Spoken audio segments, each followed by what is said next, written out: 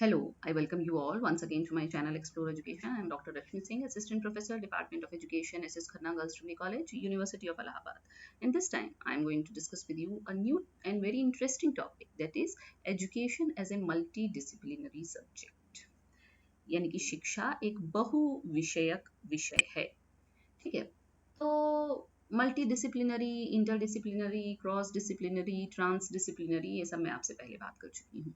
हम लोगों ने शिक्षा की परिभाषा वगैरह के रूप में शिक्षा को देखा है। अभी शिक्षा को और तरीके से देखना शेष है कि शिक्षा एक प्रक्रिया भी है, एक उत्पाद भी है। ये मैं आपसे अलग बात करूंगी। एक बात मुझे आपसे ये भी करनी है कि शिक्षा को कई लोग अनुशासन या विषय नहीं मानते हैं। एक बात मैं आपसे उस पर भी करूंगी, लेकिन फिलहाल आज के जो डिस्कशन है, उसका मुद्दा है, जो इशू है, उसका टॉपिक है कि एजुकेशन एक मल्टी डिसिप्लिनरी सब्जेक्ट कैसे है। तो पहले बात करते हैं कि एजुकेशन डिसिप्लिन के रूप में क्या है। कि अच्छा, ये बात मैं आपसे पहले भी कई बार कर चुकी हूँ कि डिसिप्लिन का मतलब यहाँ विषय से है, अनुशासन से नहीं है। Education as a discipline is the systematic process of acquiring knowledge, skills, values, beliefs and habits through learning, teaching, training or research. यानी शिक्षा एक ऐसा विषय है, एक विषय जिसमें कि आप एक सिस्टमैटिक प्रोसेस के थ्रू ग्रहण करते हैं। क्या ग्रहण करते हैं? ज्ञान, कौशल, मूल्य, विश्वास और आदतें। कैसे ग्रहण करते हैं? अधिगम के द्वारा, शिक्षण के द्वारा, प्रशिक्षण के द्वारा और अनुसंधान के द्वारा। As a discipline, it emphasizes the development of critical thinking, creativity and practical application of knowledge.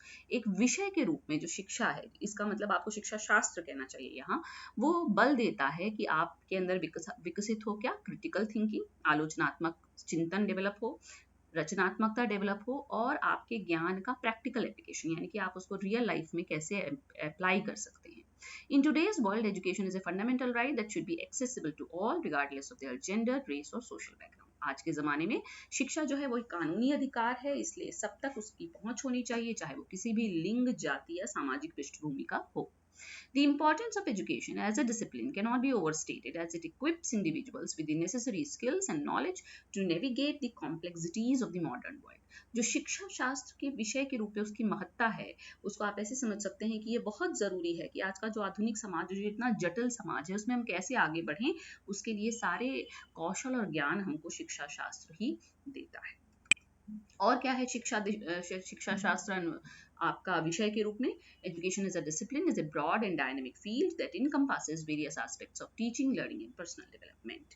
At its core, education is a process of facilitating learning, acquiring knowledge, skills, attitudes, and values that help individuals become informed, thoughtful, and productive members of society. यानी कि शिक्षा शास्त्र के मूल में क्या है? वो प्रक्रिया जो कि आपको मदद करती है कि आप सीख सकें, ज्ञान ग्रहण कर सकें, कौशल, एटीट्यूड्स और वैल्यूज ग्रहण कर सकें, जिससे जो इंडिविजुअल्स बने वो, उनको प्रॉपर सूचना हो, वो सोच सकते हो प्रॉपर, और जो समाज है उसके वो उत्पादक सदस्य के रूप में अपनी भूमिका निभाएं।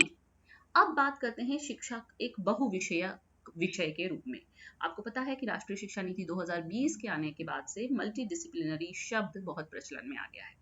In the realm of education, the multidisciplinary approach is a pedagogical strategy that integrates knowledge and methodologies from multiple disciplines to provide a comprehensive understanding of a particular topic or issue.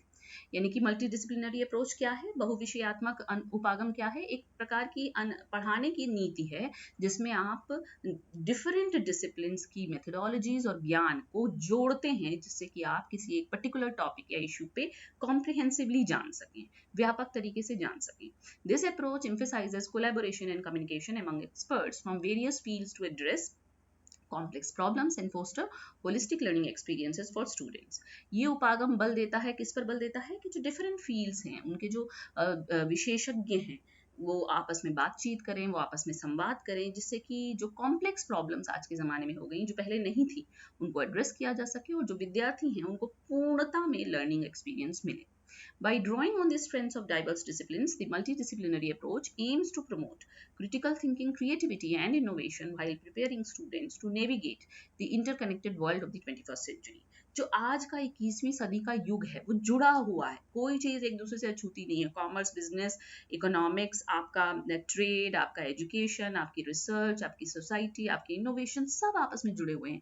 इसलिए ये जो multi disciplinary approach है, जिसमें हम different disciplines के plus points लेकर काम करते हैं, वो स्टूडेंट्स में क्रिटिकल थिंकिंग, क्रिएटिविटी और इनोवेशन को बढ़ावा देता है, जो कि आज के ज़माने के लिए ज़रूरी है। फिर एजुकेशन को मल्टीडिसिप्लिनरी अगर मान रहे हैं तो a multidisciplinary field is one that integrates ideas, theories and research from various other disciplines to tackle a wide range of issues. यानी कि विभिन्न तरीके के जो इश्यूज हैं इनको टैकल करने के लिए अगर हम डिफरेंट डिसिप्लिन्स का सहारा ले रहे हैं तो आप उसको मल्टीडिसिप्लिनरी कहते हैं। Education in its fullest sense is a multidisciplinary discipline drawing insights from various branches of knowledge such as psychology, sociology, history, management, economics and philosophy। यानी कि शिक्षा अपने आप में पूर्ण रूप से एक बहुविषयक विषय है जो कि बहुत विषयों से उस पर अंतर्दृष्टि ली गई है, जैसे मनोविज्ञान से, समाजशास्त्र से, इतिहास से, आपके प्रबंधन से, अर्थशास्त्र से, दर्शन से। This multidimensional nature allows it to address the complex challenges we face in educating future generations। ये जो बहुआयामी जो प्रकृति है शिक्षा की, वो ये हमें अनुमति देती है कि जो कॉम्प्लेक्स चैलेंजेस आज के ज़माने में आ गए हैं उनको आप टैकल कर सकें। ठीक है, तो एक एक को देख लेते हैं कि किस तरह से psychology, sociology, history, economics, management, philosophy शिक्षा में अपनी भूमिका निभा रहे हैं। Psychology plays a foundational role in the field of education. At its core, education is about shaping human behavior and thought processes, and psychology provides insights into how people learn, develop, and respond to different teaching methods. जो मनोविज्ञान है वो शिक्षा शास्त्र में एक बहुत महत्वपूर्ण, या आप कह सकते हैं एकदम मतलब फाउंडेशन की तरह से, नींव की तरह से भूमिका निभाता है, क्योंकि शिक्षा का क्या काम है? ह्यूमन बिहेवियर को शेप करना।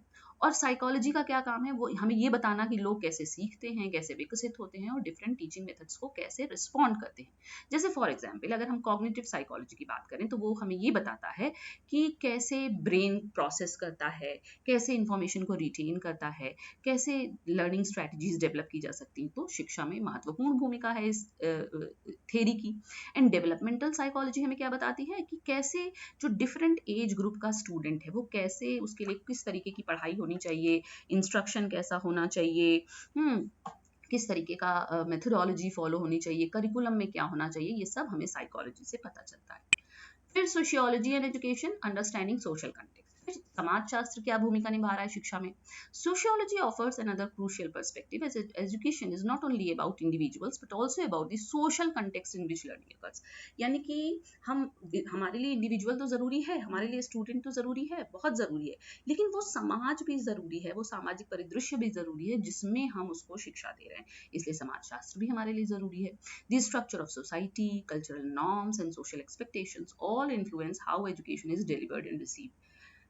आपका समाज कैसा है, सांस्कृतिक मानक क्या हैं, सामाजिक अपेक्षाएं क्या हैं, ये सब प्रभावित करती हैं कि शिक्षा को किस प्रकार से देना है, किस प्रकार से लेना है। Sociological theories help us understand how factors such as class, race, gender, and economic background affect educational opportunities and outcomes। ये जो हमें सामाजिक सिद्धांत हैं वो हमें बताते हैं कि किस प्रकार से आपका वर्ग, आपकी जाति, आपका लिंग, आपकी आर्थिक पृष्ठभूमि आपकी शैक्षणिक अवसरों को और प्रतिफल को प्रभावित करती है। Sociology also sheds light on issues like inequality in education। हमें शिक्षा में असमानता भी पर भी समाजशास्त्र बल देता है। The impact of peer group, जो हमारा सीखने वाला साथ का ग्रुप है वो कैसे इम्पैक्ट कर रहा है हमारी पढ़ाई लिखाई को, और जो शैक्षिक संस्थान है, जो एक्चुअली सोशियोलॉजिकल इंस्टीट्यूशन है, वो कैसे सोशल नॉर्म्स को परपिचुएट करते हैं या चैलेंज करते हैं। तो ये सारा कुछ हमको एंगल कहाँ से मिल रहा है? सोशियोलॉजी से। फिर हिस्टोरिकल पर्सपेक्टिव ऑफ एजुकेशन, ऐतिहासिक पृष्ठभूमि क्यों जरूरी है? Education does not exist in A vacuum, निर्वात में तो है नहीं शिक्षा। It is shaped by historical forces and events. जितने भी आज तक ऐतिहासिक घटनाएं और बल हैं उन्होंने शिक्षा को आकार दिया है। History plays a critical role in understanding how educational systems have evolved over time. इतिहास ने बहुत महत्वपूर्ण भूमिका निभाई है कि कैसे शैक्षणिक संस्थाओं ने समय के साथ इवॉल्व हुई हैं।